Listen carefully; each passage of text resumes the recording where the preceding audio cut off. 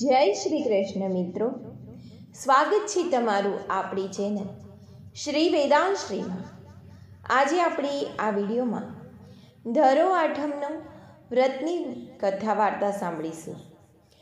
ધરો આઠમ ભાદરવા સુદ આઠમની ધરો આઠમ કહેવાય છે।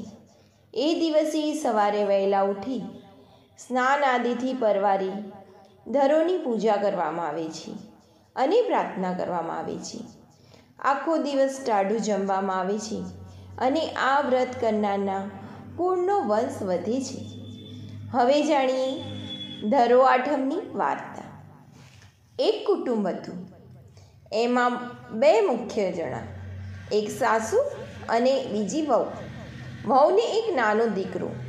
એમ કરતાં કરતાં ધરા આઠમનો દિવસ આવ્યો એટલે સાસુએ વહુને કહ્યું, વહુ બેટા, આજે ખેતરમાંથી ઘાસ લઈ આવો।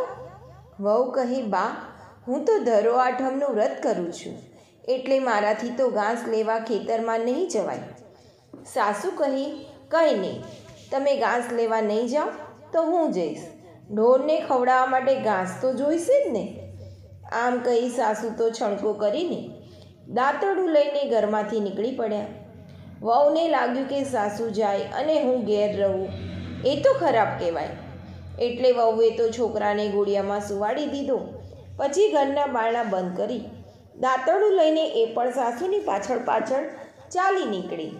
થોડી વારમાં જ સાસુ અને વહુ બંને ખેતરમાં પહોંચી ગયા, પણ ધરો આઠમ હોવાના કારણે વહુનો જીવ લીલું ઘાસ કાપવા માટે ચાલી નહોતો રહ્યો અને સાસુને ના પણ પાડી શકાય તેમ ન હતું। વહુ તો લીલું ઘાસ છોડતી જાય છે અને બીજું સૂકું ઘાસ વાળતી જાય છે। એમ કરતાં કરતાં તો સાંજ પડી ગઈ અને સાસુ વહુએ ઘાસના ભારા બાંધી માથે ચડાવ્યા અને ઘરે આવવા ત્યાંથી નીકળી પડ્યા। ગામને પાદરે આવતા ત્યાં તો સમાચાર મળ્યા કે તમારા ઘરમાં તો આગ લાગી ગઈ છે। એટલે સાસુનો જીવ તો અદ્ધર થઈ ગયો। એમણે તો ઘાસનો ભારો ફેંકી દીધો અને માંડ્યું ઘર તરફ દોડવા। અને નાની વહુનો છોકરો ઘરમાં હતો એટલે તો ભગવાનને માંડી પ્રાર્થના કરવા અને ધરોમાને વિનંતી કરવા લાગી। સાસુ વહુ તો દોડતા દોડતા ઘેર આવ્યા અને ઘરે આવીને જોયું આખું ઘર બળીને ભસ્મ। સાસુ તો પોક મૂકીને રડવા લાગ્યા, પણ આગલી દિવાલ બચી ગયેલી અને એની પાછળ જઈને વહુએ જોયું તો છોકરાના ઘોડિયા ઉપર ધરો વીંટાળાઈ ગયેલો। છોકરા એને ઊની આંચ પણ ન આવી।